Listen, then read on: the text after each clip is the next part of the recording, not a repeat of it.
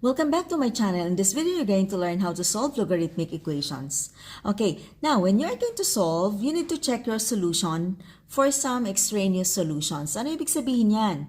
Yung hindi siya nag-agree doon or hindi siya maging equal or kaya magiging negative. Alam natin na hindi natin pwede kunin ang logarithm ng negative numbers. Okay, so now here, we have an example here, number 1, which is a very simple equation.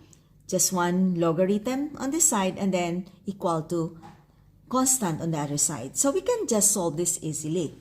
Okay, we can just evaluate this, or first we know that there's always a connection between the logarithms and exponential. Okay, so we can write this in exponential form in order to solve for the value of x. So look at this one. Ang x natin ngayon ay dito.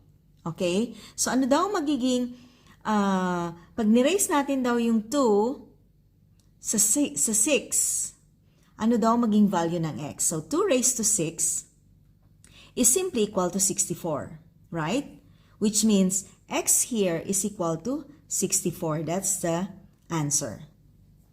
2 times 2, that is 4. So, multiply daw natin ng 6 times. So that is 4.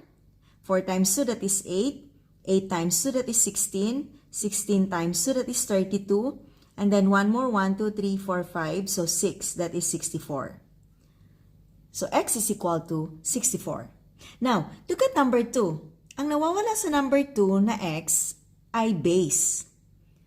So pag isusulat natin siya in exponential form, ano daw ang magiging base ng exponent na 3 na ang sagot ay 27. So, madali lang, di ba? X is equal to 3. Because 3 times 3 times 3, that is equal to 27. O kaya, pwede nyo siyang isolve. You get the cube root of both sides of the equation. So, cube root here. So, makakancel yan. X is equal to cube root of 27. Ibig sabihin, ilang beses daw natin i-multiply yung 3 para maging equal sa 27. And the answer is 3. Okay? So, yan. So, yung 1 and 2 ay madali lang. What about this number 3? Yung number 3 natin, meron tayong logarithm dito na magiging equal sa logarithm dito.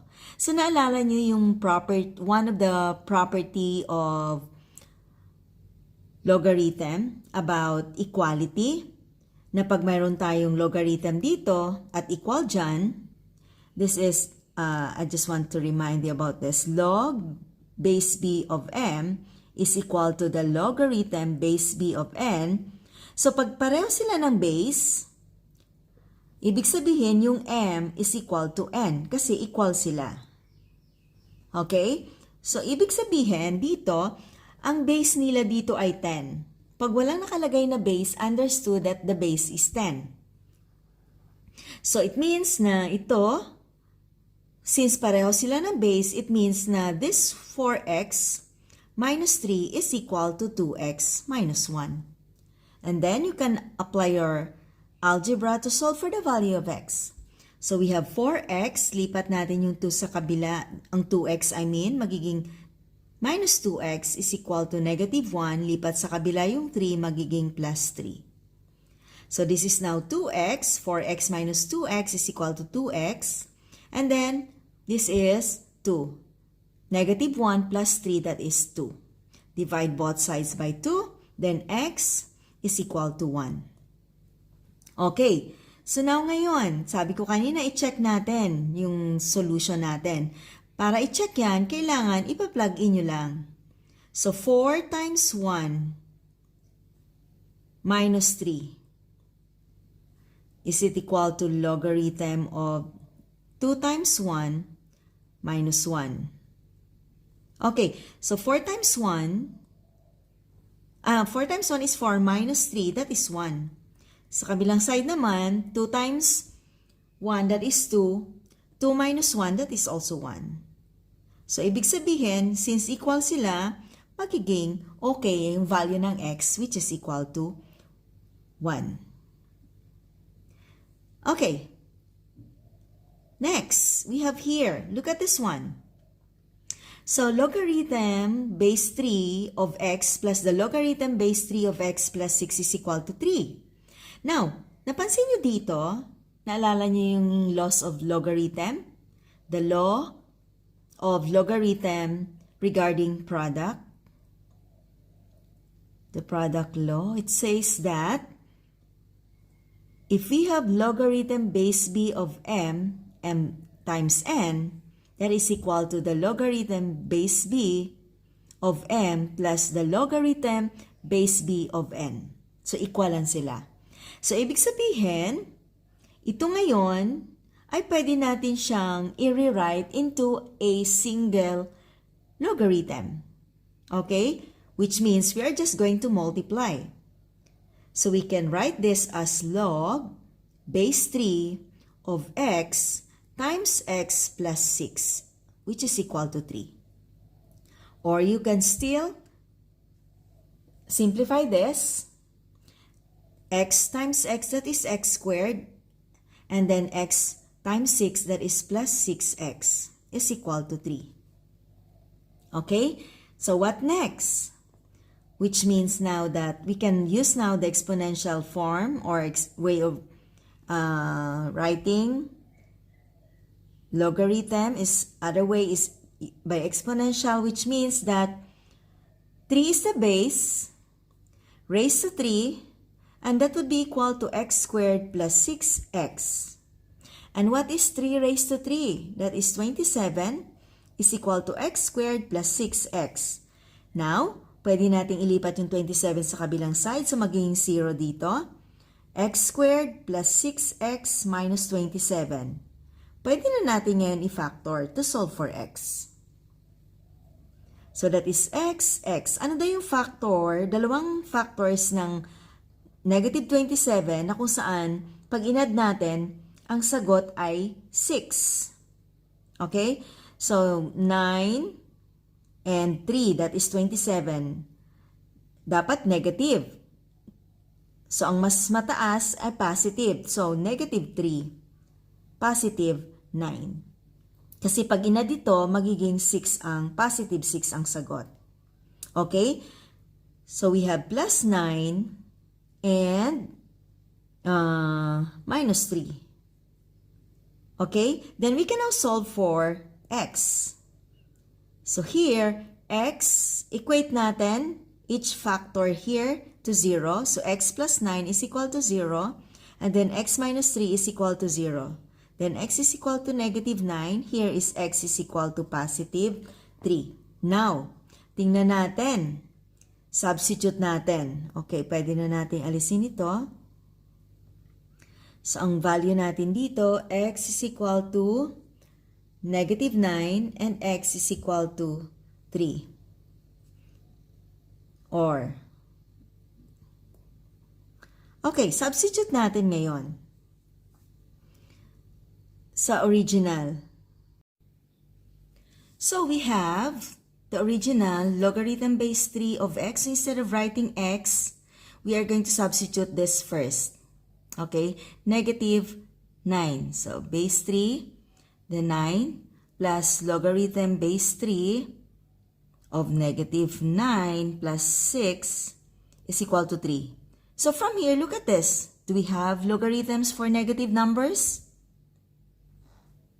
Okay, so this is negative already. And this one, if we're going to simplify this is negative 3. Okay, and that's undefined, which means that x is equal to 9 is not a solution. Now, what about x is equal to 3?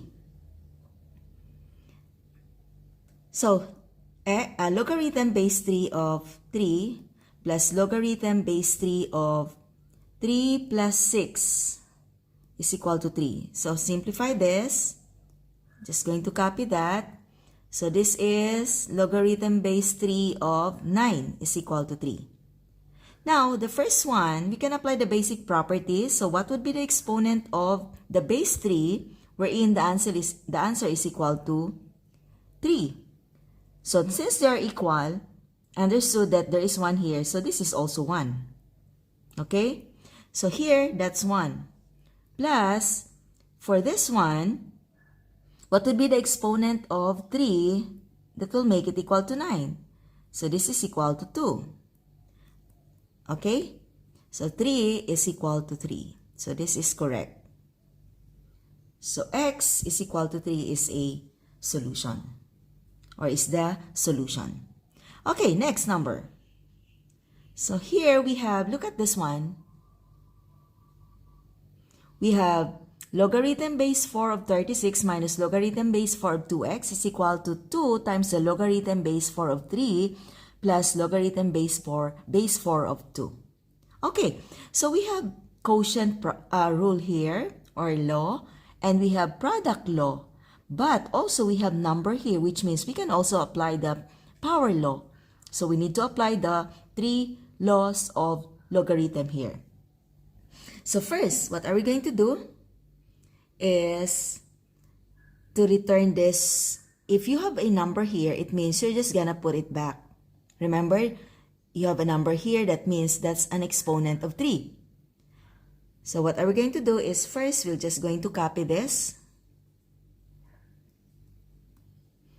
Then copy this one first. Okay, so this will become log 4, 3 squared plus log base 4 of 2. Okay, so now we have applied the quotient law. What does it mean? The quotient, if we have log base b of m over n, that is equal to log base b of m minus log base b of n. Remember? Okay, so it means we can put this, or we can write this as a single logarithm.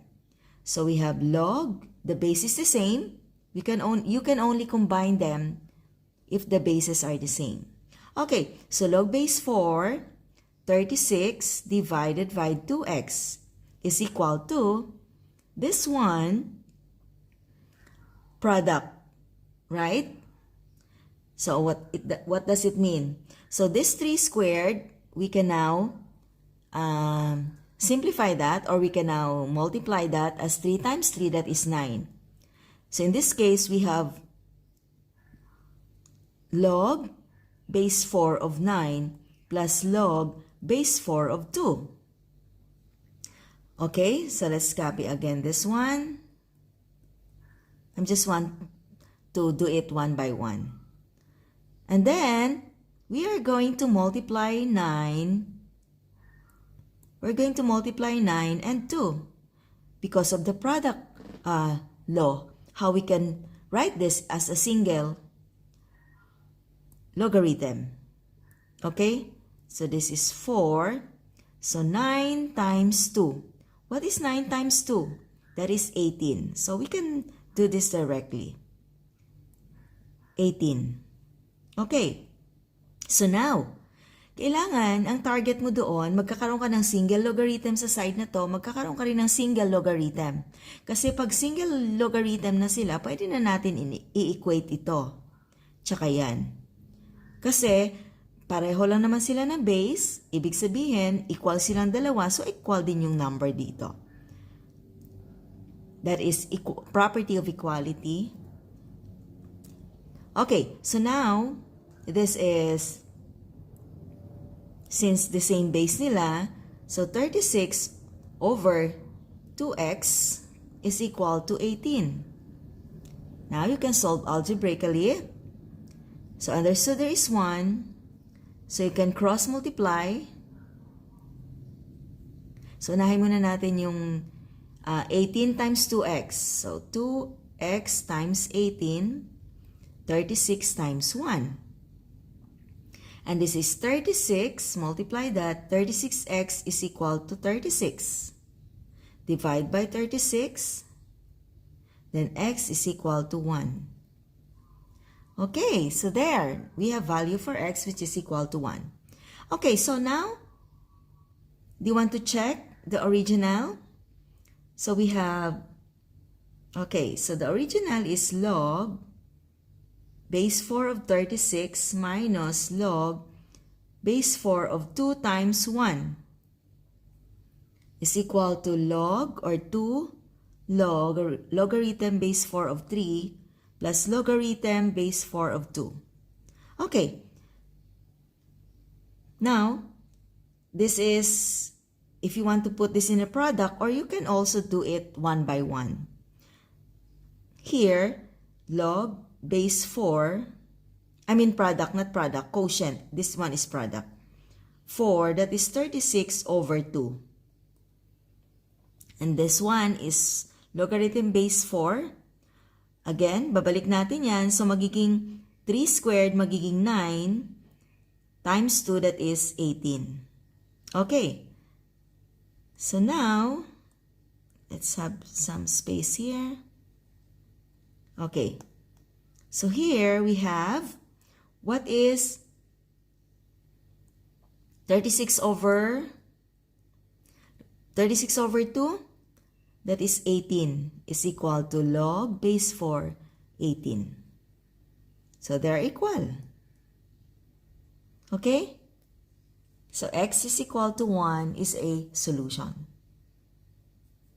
So, that's how you're going to solve logarithmic equations. Thank you for watching. See you in the next one. Bye.